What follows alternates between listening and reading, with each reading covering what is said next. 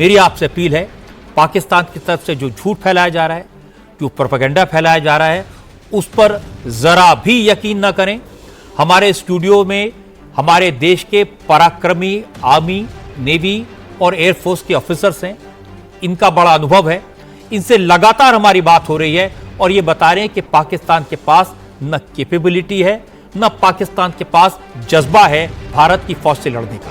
सिर्फ एक ही तरीका वो कर सकते हैं अपने आवाम का मोरल हाई करने के लिए कि वो झूठ फैलाएं पाकिस्तान के टीवी चैनल के माध्यम से और खास तौर पर सोशल मीडिया के माध्यम से। तो ऐसे जो भी खबर आपके पास आए, जो भी वीडियो आपके पास आए, उस पर विश्वास न करें।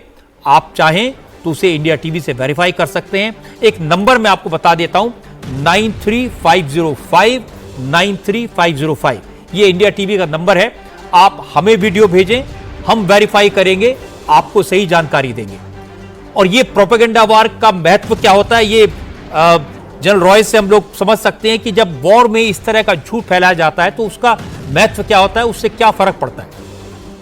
देखिए, प्रोपेगेंडा जो है वो लड़ाई के मैदान में बहुत ज़्यादा फैलाया जाता है, लेकिन इसका जो कहते हैं ना डबल एज सोर्ड है ये। आपको इसके, आप सोचते तो ये हैं कि आपको इसका फ़ायदा होगा, आपको इसका नुकसान भी हो सकता है। अब जैसे पाकिस्तान अगर ये कहना चाह रहा है, पहली बात तो ये कि उसने मान लिया कि हमने 9 ठिकानों पे हमला किया और ये बर्बादी हुई है, जिसके बारे में डिटेल वो खुद दे रहा है।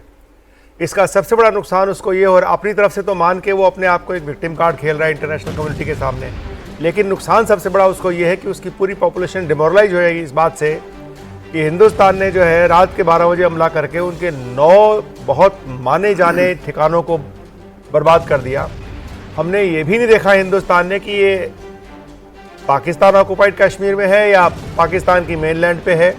ये पहली बार हुआ है। ये मैं दर्शकों को बताना चाहता हूँ कि 1999 में जब कारगिल युद्ध हुआ था, तब भी पूरी लड़ाई को जो है सिर्फ पाकिस्तान ऑक्युपाइड कश्मीर यानी JNK के अंदर ही रखा गया था। और उसके बाद जो बालाकोट स्ट्राइक हुई या उसके बाद सर्जिकल स्ट्राइक जो हुई, उस समय भी पूरी चीज़ को ऐसा सोचा गया था, ऐसा प्लान किया गया था कि ये पूरी कहानी जो है, ये पूरी जो एक्शन है वो LC के अक्रॉस ही रखा जाए। लेकिन इस बार ये जो एक्शन हुआ है, ये बहुत ध्यान देने की बात है। इस एक्शन में जो 9 ठिकाने चुने गए, ये बिल्कुल नहीं ख्याल किया गया कि ये पाकिस्तान ऑक्युपाइड कश्मीर में है या ये पाकिस्तान के मेनलैंड पे है। क्लियर मैसेज था पाकिस्तान को कि टेररिस्ट जहां भी होंगे, उनका कैंप जहां भी होगा, हम वहां पे उनको हिट करेंगे, बर्बाद करेंगे। हमें इससे कोई फर्क नहीं पड़ता कि वो POK में है या वो पाकिस्तान की मेनलैंड पे है। ये बहुत बड़ा मैसेजिंग पाकिस्तान को इस बार दिया गया है। और साथ ही साथ प्रोपेगेंडा जो पाकिस्तान कर रहा है कि इतने फाइटर गिरा दिए, इतने जहाज गिरा दिए पुराने वीडियो दिखा करके, उससे उनकी प्रोपेगेंडा की क्रेडिबिलिटी और कम हो जाती है। इसलिए कि यहाँ से जो भारतीय सेना, वायुसेना की जो एयरक्राफ्ट हैं, उन्होंने तो न LC क्रॉस किया है, न IB क्रॉस किया है।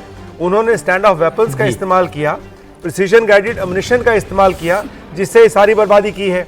तो वहां भी वो गलत हो जाएंगे। और जब गए नहीं तो किसको मार गिराया उन्होंने? जब कोई गया ही नहीं तो फिर किसको मार गिराया आपने? तो वहां पे उनका प्रोपेगेंडा फिर से गिर जाता है। मजबूरी है ना जनरल साहब। अभी हमने वीडियो में दिखाया था, बहावलपुर में एक लड़का पूछ रहा है कहां है हमारी सरकार, भारत आ गया, हमको मार के चला गया। और दूसरी बड़ी बात देखिए, जब इंडस वाटर ट्रीटी के ऊपर हमने उसके ऊपर डेटा देना बंद किया, उस पर बैन लगाया, तो उस टाइम पे वहां से स्टेटमेंट निकल के आए कि this is an act of war. लेकिन उसके बाद तो कुछ उन्होंने किया नहीं।